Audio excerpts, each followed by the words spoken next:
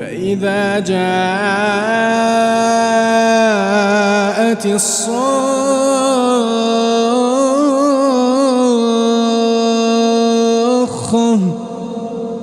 يوم يفر المرء من أخيه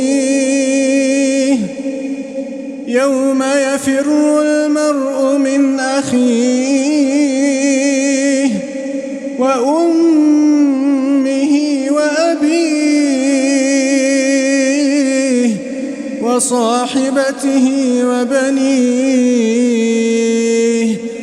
لكل امرئ منهم